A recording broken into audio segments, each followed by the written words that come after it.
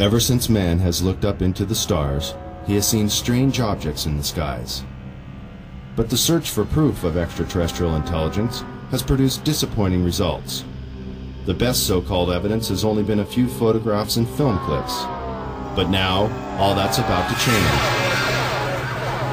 Since 1985, more than 15 million Americans have reportedly witnessed unidentified flying objects.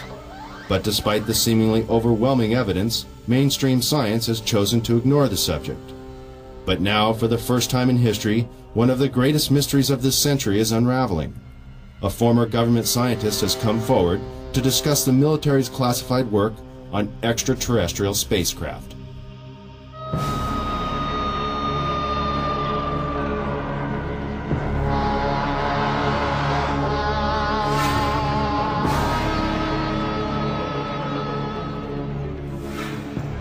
Human advances in technology have exploded in a million directions and show no signs of slowing down. The ever-increasing pace of achievement in the last several decades is unparalleled in human history. The high cost of developing and producing these technologies has limited the number of contenders from the private sector, leaving the government and large corporate businesses on the cutting edge of new discoveries. Always in the public eye, big business competes for high-paying contracts, working night and day to invent or further develop the next big thing to satisfy the masses. The government, on the other hand, must conceal information concerning national security that, for obvious reasons, should not be public knowledge. But when it comes to matters concerning the welfare of our planet, the living beings on it, or potential clues to the mysteries of the universe, many believe it should be our right to know. The end of World War II and the invention of the atomic bomb signaled a new era of international mistrust. Since the earliest days of the Cold War, which coincides with the Roswell incident and the start of the modern UFO era, the military has been especially secretive about its advances and achievements, while always searching for the perfect weapon or super sophisticated tool of espionage.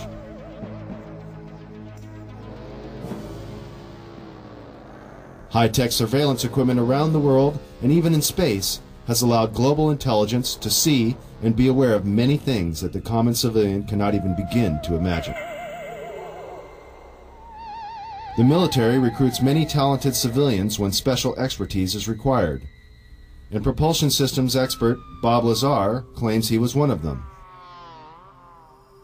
In this exclusive interview, he gives his detailed account of his employment with the Department of Naval Intelligence at the top-secret facility known as S4, where, according to Bob, he was hired to work on recovered alien spacecraft.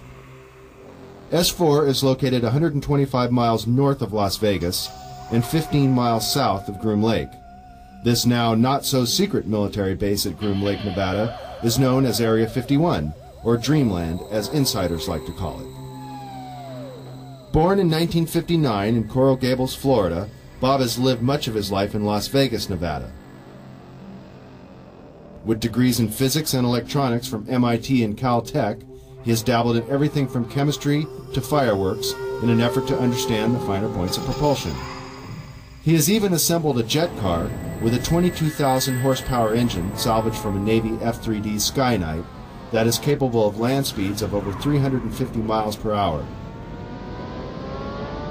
Fate took a serious turn for Bob in 1982. Arriving early for a lecture at Los Alamos National Laboratory in New Mexico given by Dr. Edward Teller, one of the inventors of the atomic bomb, Bob was able to meet and talk to the famous physicist. Coincidentally, Dr. Teller was reading the local paper, The Monitor, with a featured front-page article on Bob, and the two struck up a conversation. Later, Bob sent Dr. Teller his resume for consideration, and soon after, Bob was hired by the Los Alamos National Laboratory. This Los Alamos-based directory lists Bob as an employee. By 1989, Bob was brought into the top-secret program at S4 known as Project Galileo. In the following interview, Bob reveals many details of this amazing experience.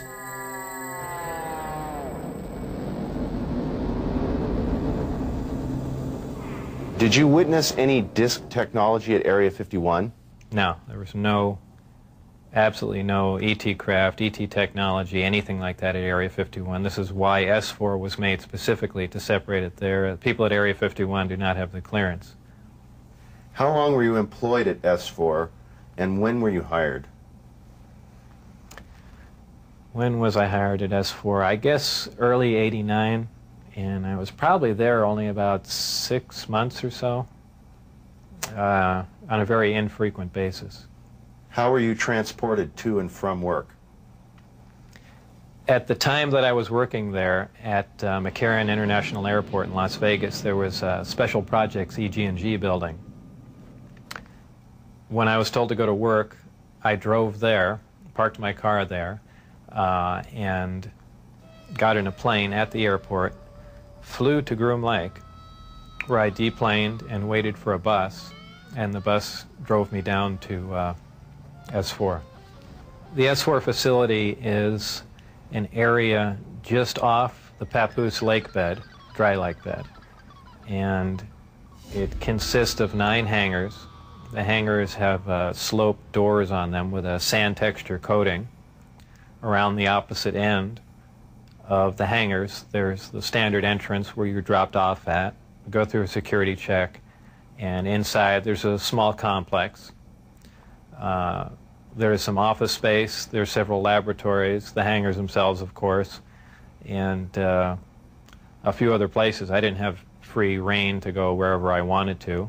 Everywhere I went to, I was essentially escorted, so that was really all about that I saw.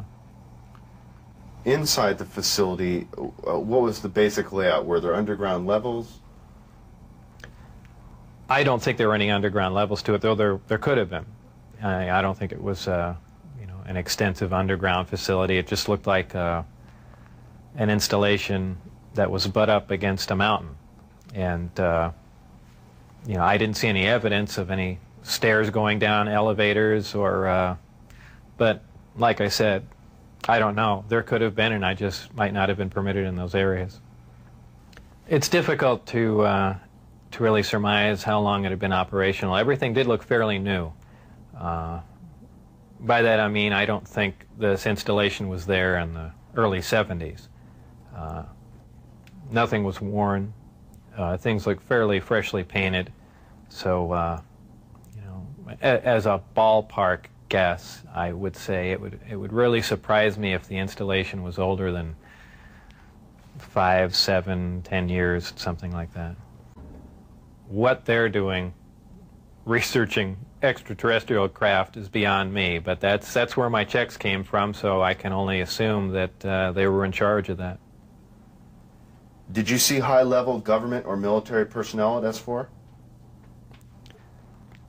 No, not at S4.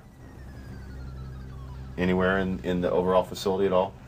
At Area 51, I believe I saw some military personnel, but no one I can identify or rank or. Is this research confined to the U.S. government, or did you see any international involvement?